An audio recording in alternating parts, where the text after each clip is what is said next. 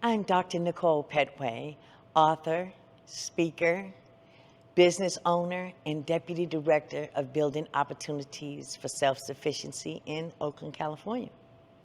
I oversee a multi-million-dollar facility that funds programs changing lives for people who are justice involved, unhoused, and in recovery. Through my company, the Building Bridges Foundation, I specialize in training, consulting, and curriculum development for organizations across California that want to create real, sustainable change in how they train their staff who work with this vulnerable population. I teach providers how to move from simply serving clients to truly practicing trauma-informed, culturally responsive, and equity-driven training. We meet people where they are, but we don't leave them where they're at. Because healing begins the moment we stop seeing people as problems to fix and start seeing them as lives to uplift. But I didn't start here. I started as a woman fighting for her own life, battling addiction, trauma, and incarceration most of my life. There was a time I couldn't imagine being trusted with a job, let alone leading a department or owning a business. I had to rebuild from scratch, emotionally, spiritually, professionally. I went from barely being able to read to earning a master's degree, a doctorate degree, and multiple national certifications. What makes me great isn't perfection, it's perseverance. I've walked through the systems I now lead. My greatness lies in my ability to connect, to build bridges between systems and souls, and to help people and providers transform from the inside out.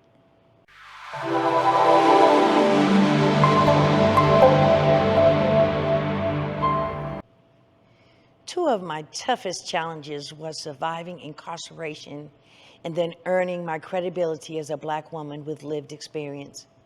Incarceration forced me to face the truth. Every wound, every mistake, every part of me that needed healing. But it also gave me time to reflect and rebuild.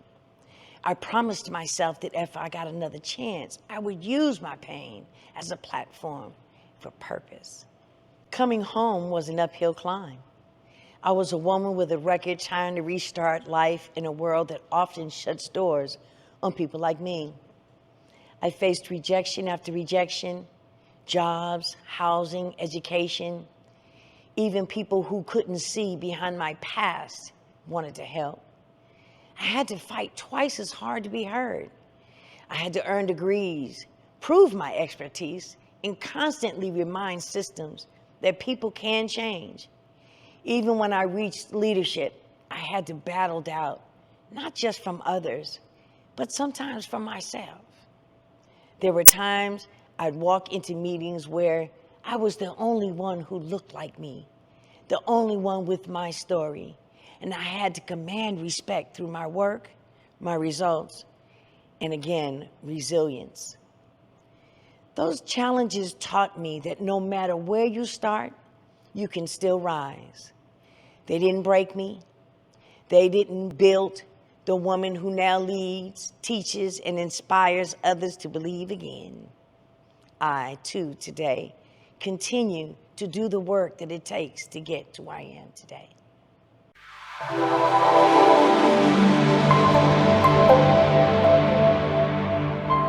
My journey has taught me that faith, education, and emotional intelligence are the keys to transformation. Because trauma doesn't disappear just because you get promoted. Healing has to be intentional. That's why I lead with trauma-informed care, because you can't pour from an empty cup. And hurt people can't help people until they've begun to heal themselves. I learned that perseverance isn't glamorous. It's those late nights studying, working full-time, raising kids, and still showing up when your body wants to quit. I went from barely being able to read to holding multiple degrees in leading multi-million-dollar programs, not because it was easy, but because I refused to stop. I also learned that systems don't change until the people inside them do. So I made it my mission to help organizations transform from within, to teach staff how to serve with empathy, awareness, and equity. The greatest lesson: your scars are not the shame, they're sacred. And when you use them to guide others, your pain becomes power.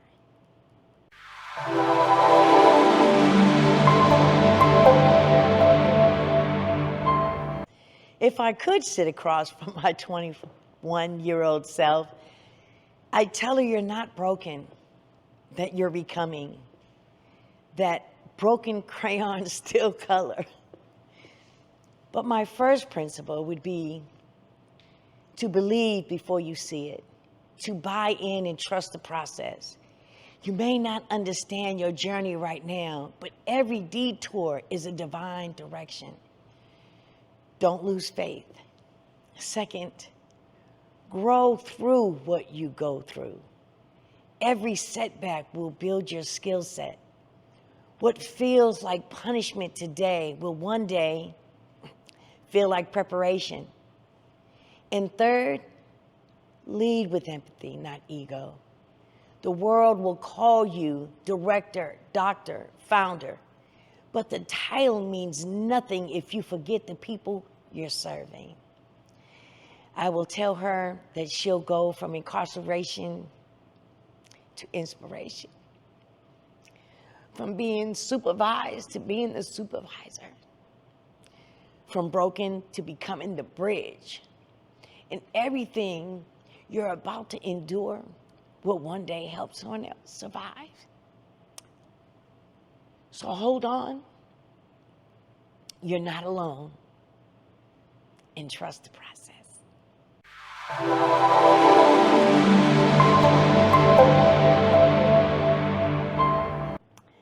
Today I'm thriving.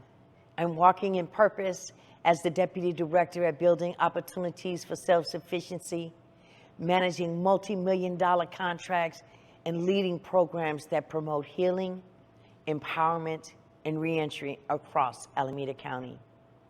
I'm also the proud owner of Building Bridges Foundation, where I train and consult organizations nationwide, providing trauma-informed care, cultural humility, and leadership development. But it took years of long nights, rejection, and resilience to get here. I've gone from being a participant in programs to writing the contracts that fund them, from being served by systems to designing the system that now serve others. What's next for me? Expansion, nationwide trainings, new books, and my up-and-coming podcast, Beyond the Bars. I'll also look to create more curriculums that blend lived experience with leadership. I'm not chasing success. I'm cultivating significance.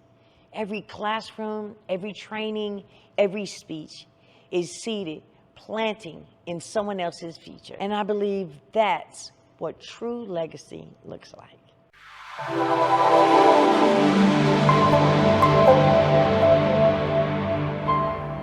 Well, people hire me because I don't just talk about change. I embody it. I've been the client. I've been the counselor. And now I'm the contract manager. That full circle experience gives me a unique perspective that most consultants can't offer. Organizations hire Building Bridges Foundation because we provide trauma-informed, culturally competent, evidence-based training rooted in real-world experience.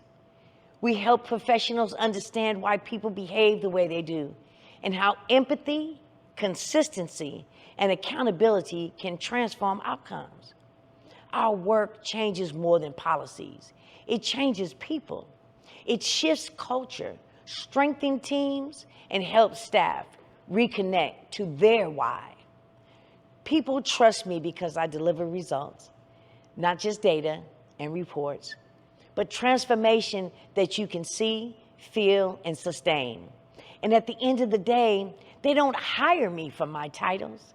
They hire me for my truth because they see that I'm living proof that redemption is possible and that healing can become that leadership.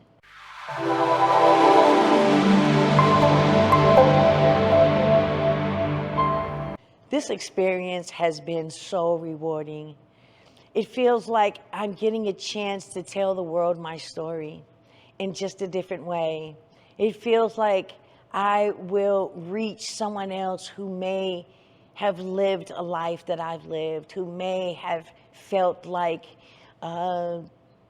suicide was an option when they sat on their bunk in a cell doing 5, 10, or 15 years. Because sometimes that's how you feel when you're at a crossroads, when you're at a place in your life where you feel like you failed everything and everyone. So I hope that my message helps someone know that when you know better, you do better. And with the curriculums that I teach, I know what I can offer. And this platform, this making of an entrepreneur, this is just absolutely amazing. I have felt so welcomed. I have felt so loved here. And I really believe that I am planting seeds.